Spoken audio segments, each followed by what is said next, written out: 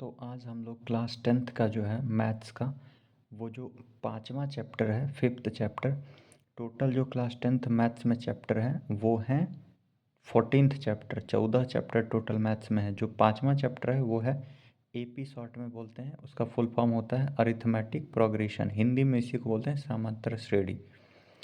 तो जो पाँचवा चैप्टर है ना, उसी को आज हम लोग पढ़ने वाले हैं। और यहाँ पे एक एक चैप्टर को पढ़ेंगे और फिर उसका प्रैक्टिस करेंगे। पढ़ने का मतलब यहाँ पे कि इंट्रोडक्शन और थियरी वाला पार्ट से है।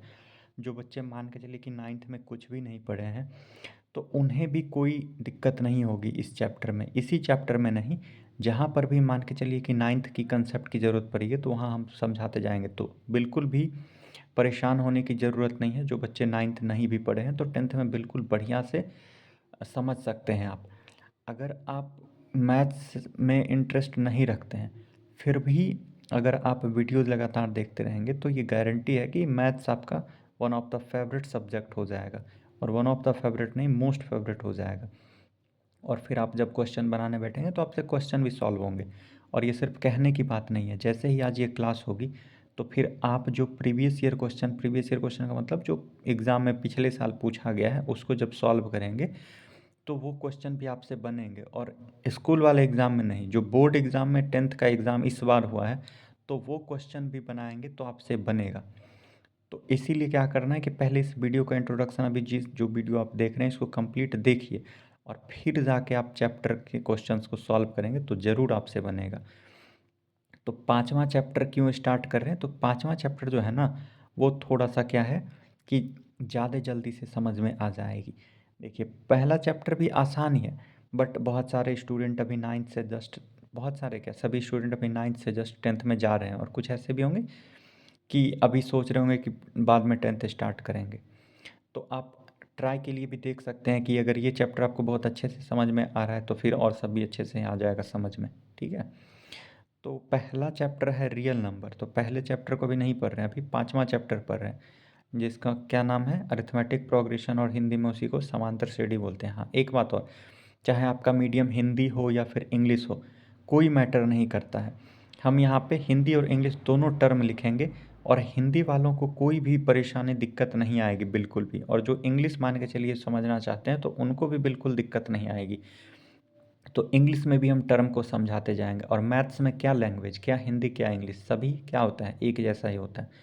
तो उसके लिए बिल्कुल परेशान नहीं होइए कि सर हिंदी में लिख रहे हैं कि इंग्लिश में, हम दोनों बताते जाएंगे। ठीक है, तो अब स्टार्ट करते हैं। देखिए, इसमें सबसे पहले जो पूछा जाता है ना कि कोई जो प्रोग्रेशन लिखा हुआ है, अच्छा प्रोग्रेशन क्या होता है? मान लीजिए कि जैसे ये लिखा है कि यहाँ पे 2 लिखा है, ठीक है, ये यहाँ 4 लिखा है, उसके बाद क्या है कि यहाँ पे 6 है, यहाँ 8 है और यहाँ पे 10 है।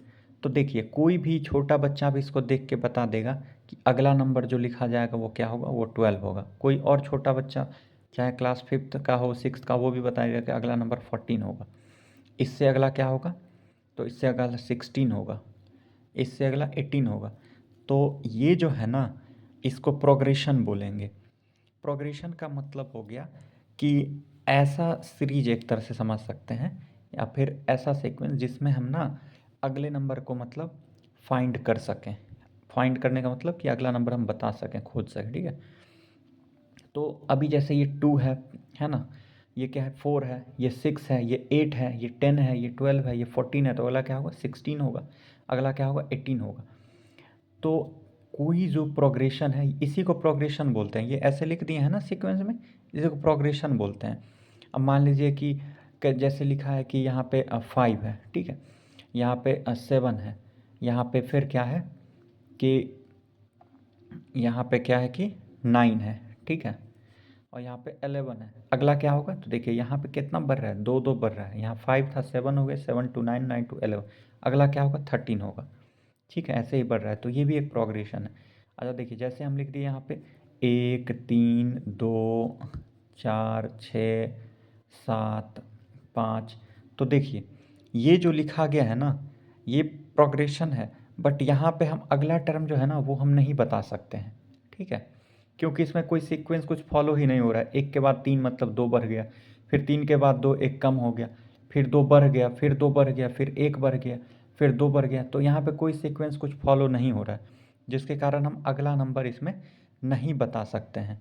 बट ऊपर में जो ये दोनों लिखा हुआ है ना प्रोग्रेशन, इसमें हम अगला नंबर आराम से बता सकते हैं, ईजिली बता सकते हैं। जैसे यहाँ पे देखिए ये 2 है, 4 है, 8 है, यहाँ पे 8 है, 10 है, 12 है, 14 है, अगला क्या होगा 16, उससे अगला 18। यहाँ पे 5 है, 7 है, 9 है, 11 है, 13 है, उससे अगला क्या होगा 15। तो ये दोनों जो है ना, ये देखिए ये तीनों एक्चुअल में इसको प्रोग्रेशन बोलते हैं, बट इसको क्या बोलते हैं प्रोग्रेशन। बट हमें क्या पढ़ना है अरिथमेटिक प्रोग्रेशन, एपी। तो इस तीनों में ना ये दोनों जो ऊपर वाला है ये दोनों एपी है, ये दोनों क्या है कि एपी है, लेकिन ये एपी नहीं है, इसमें अगला टर्म हम नहीं फाइंड कर सकते हैं। अच्छा, तो क्या अगला टर्म फाइंड कर लेने से कोई भी जो प्रोग्रेशन है वो एपी में हो जाता है? तो बिल्कुल नहीं। तो सबसे पहले हम सीखेंगे कि कोई जो प्रोग्रेशन लिखा हुआ है वो एपी में है कि नहीं है, ये कैसे चेक करते हैं। तो पहला हमारा यही होने वाला है क्वेश्चन, ठीक है। तो पहला क्वेश्चन कौन सा रहने वाला है कि कोई जो प्रोग्रेशन लिखा है वो एपी में है कि नहीं है, कैसे चेक करेंगे। तो जैसे हम पहला जो एग्जांपल लिए थे ना 2, 4, 6, 8, 10, 12, 14, इसी को बेस बना के यहाँ पे यही एग्जांपल यहाँ पे लिखते हैं और इसी से हम सीखेंगे कि कोई भी प्रोग्रेशन जो है वो एपी में है कि नहीं है, वो कैसे बता सकते हैं, चेक कर सकते हैं। तो देखिए जो यहाँ पे लिखा हुआ है ना, ये 2 है, 4 है, 6 है, 8 है, ऐसे। तो देखिए इसमें जो पहले लिखा रहता है ना उसको हम बोलते हैं पहला टर्म। टर्म का मतलब यहाँ पे हिंदी में उसी को पद बोलते हैं, ठीक है ना। ये पहला पद है, ये दूसरा पद है, ये तीसरा पद है, ये चौथा है, ये पाँचवा है, ये छठा है, ये सातवां है। मतलब कितने नंबर पे ये आ रहा है, देखिए ये पहले नंबर पे आ रहा है ना, ये दूसरे नंबर पे आ रहा है, ये तीसरे नंबर पे आ रहा है, ये चौथे नंबर पे आ रहा है। तो कौन से नंबर पे आ रहा है उसी को ना इंग्लिश में टर्म बोल देते हैं कि कौन से नंबर का ये टर्म है, मतलब तीसरा टर्म है कि चौथा टर्म है। तो ये चौथा टर्म है, क्योंकि ये स्टार्टिंग से गिनने पे 1, 2, 3, 4 नंबर पे आ रहा है, इसलिए चौथा टर्म हो गया। ये कौन सा हो गया, पाँचवा टर्म हो गया।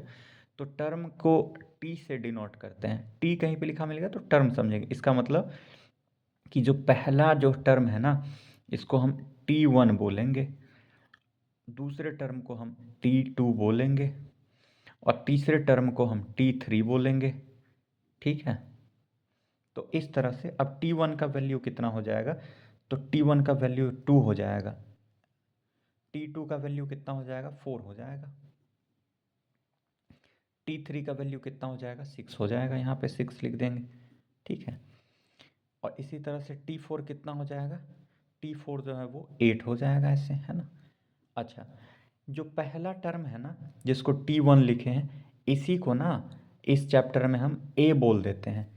तो जो A है, A का मतलब पहला टर्म होता है, या इसी को A1 कहीं कहीं पे बोल देते हैं। A1 बोलिए या फिर A बोलिए, ये पहला टर्म होता है। फिर इसके हिसाब से इसको क्या बोल देंगे, A2 बोल देंगे। फिर इसके हिसाब से ये A3 हो जाएगा, ठीक है ना। तो इस हिसाब से बोल सकते हैं। तो पहला जो टर्म है उसी को A बोलते हैं, A1 बोलते हैं, T1 बोलते हैं, और दूसरे टर्म को T2, फिर तीसरे टर्म को T3, फिर T4, ऐसे करके, ठीक है ना।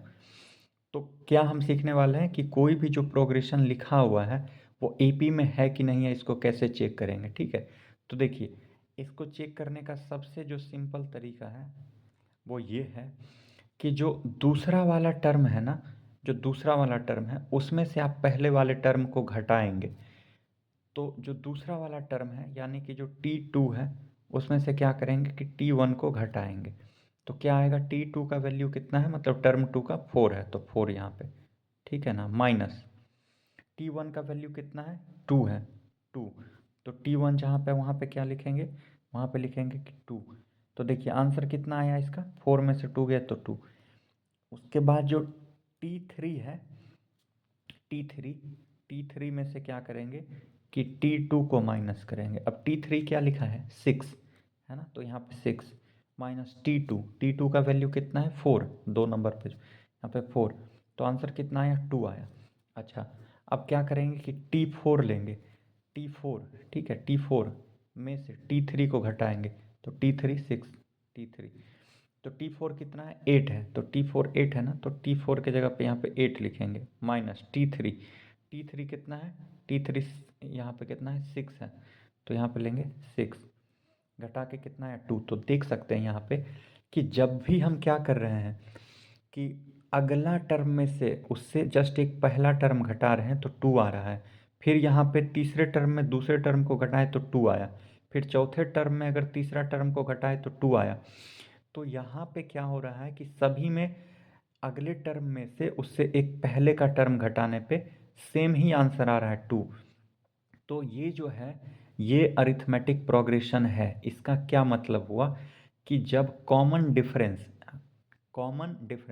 का मतलब क्या होता है, जो सभी में हो, और डिफरेंस का मतलब कि घटाने के बाद जो आया। तो देखिए सभी टर्म में से सभी अगला टर्म में से जब हम एक पहले वाला टर्म घटाते हैं तो 2 आ रहा है। यहाँ पे भी तीसरा में से दूसरा घटाए तो 2 आया। यहाँ पर भी जो चौथे टर्म में से तीसरे टर्म को घटाए तो 2 आया। तो यहाँ भी 2, यहाँ भी 2, यहाँ भी 2। अगर और टर्म हम घटा के देखेंगे तो भी 2 ही आएगा।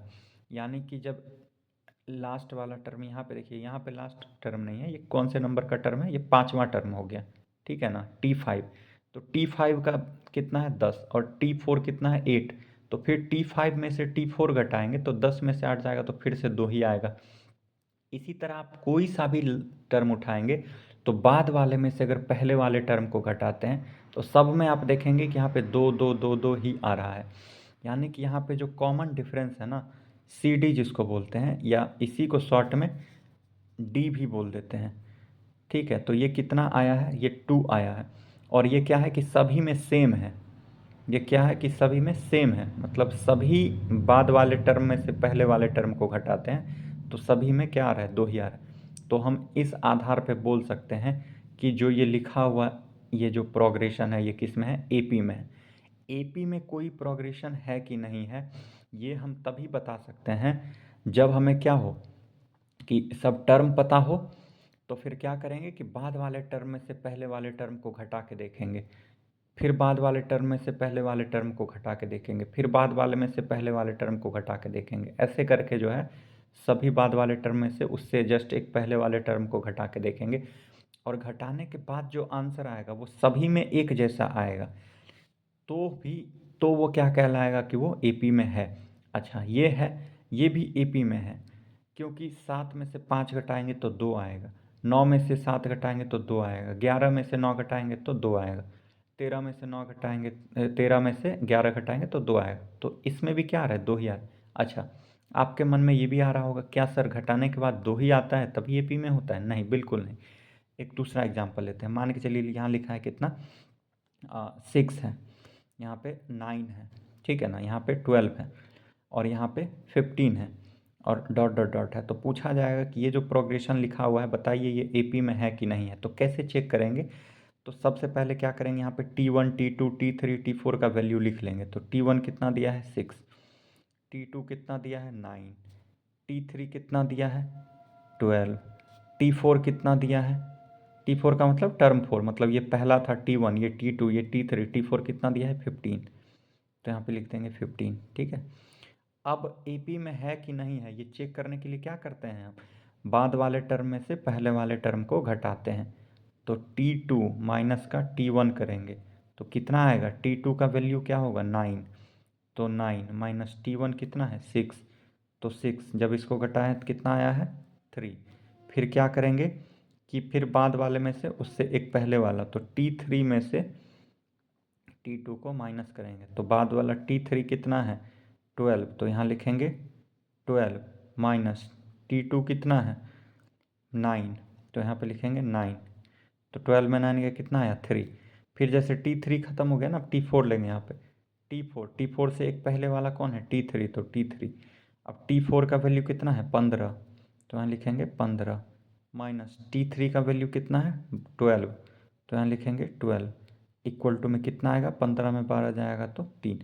अब देखिए यहाँ पे भी सब क्या आ रहा है 3 3 3 3, मतलब जब दो टर्म को घटा रहे हैं लगातार, जो दो टर्म है, तो बाद वाले में से अगर पहले वाले टर्म को कहीं भी घटा रहे हैं तो उसमें घटाने के बाद आंसर जो आ रहा है वो सेम आ रहा है 3 3 3। यानी कि कॉमन जो डिफरेंस है वो सबका सेम है। यहाँ पे CD या इसी को कभी कभी शॉर्ट में केवल D बोल देते हैं, तो D का वैल्यू क्या है 3 है, जो सभी के लिए सेम है। तो ये भी जो है वो AP में है। ये प्रोग्रेशन क्या है कि AP में है ये, ठीक है। और ये वाला जो था ये भी AP में था, क्यों, क्योंकि यहाँ पर भी 2 2 2 2 आया। अच्छा अब इसका एग्जाम्पल हम लेके देखते हैं कि ये बोले थे ना पहले कि ये एपी में नहीं है, तो क्यों नहीं है चेक करेंगे, अभी पता चल जाएगा। ये पहला जो है, ठीक है, मतलब ये वाला जो एग्जाम्पल है ये एपी में नहीं है। अब यहीं पे चेक करके देख लेते हैं ये एपी में है कि नहीं है। एपी में है कि नहीं चेक करने के लिए कॉमन डिफरेंस, यानी कि सभी टर्म का हमें डिफरेंस निकालना पड़ता है, बाद वाले में से पहले वाले घटा के, फिर बाद में से पहले वाले घटा के, फिर बाद में से पहले वाले को घटा के। अगर सब में एक जैसा आंसर आ रहा है तो वो क्या होगा, एपी में होगा, अगर नहीं आ रहा है तो नहीं होगा। तो इसको चेक करते हैं। तो यहाँ पे T1 का वैल्यू क्या है, 1 है, तो यहाँ पे 1 लिखेंगे। T2 का वैल्यू क्या है, यहाँ पे 3 है, तो यहाँ पे 3 लिखेंगे। इसी तरह T3 का वैल्यू 2 है, T4 का वैल्यू कितना है, 4 है। तो अब यहाँ पे क्या करेंगे कि घटा करके देखेंगे। तो सबसे पहले T2 में से T1 को घटाएंगे, ठीक है ना। T2 कितना है, T2 3 है, और T2 3 है ना, क्योंकि ये दूसरा टर्म है। T1 का मतलब पहला टर्म, तो 3, तो यहाँ पे T2 है ना, तो T2 कितना है, 3 माइनस T1 कितना है, 1, तो 1 करेंगे, ठीक है ना। तो यहाँ पे देखिए जब 3 माइनस 1 करेंगे तो क्या आएगा, यहाँ पे 2 आएगा, ठीक है ना। अब क्या करेंगे कि T3, क्योंकि यहाँ T2 में से T1 घटा दिए, तो अब T3 में से T2 घटा के देखेंगे। T3 कितना है, 2 है, तो यहाँ पे 2 माइनस T2 कितना है, T2 मतलब दूसरे नंबर का टर्म, तो ये पहला था, ये दूसरा 3 है, तो यहाँ पे 3 होगा। अब देखिए, अब यहाँ पे 2 में से 3 घट रहा है, तो जब भी 2 में से 3 तो घटेगा नहीं, है ना। तो 3 में 2 घटा के और माइनस लगा देते हैं, मतलब 2 में से 3 जाएगा तो -1 बचेगा, ठीक है ना। तो ये हो गया -1।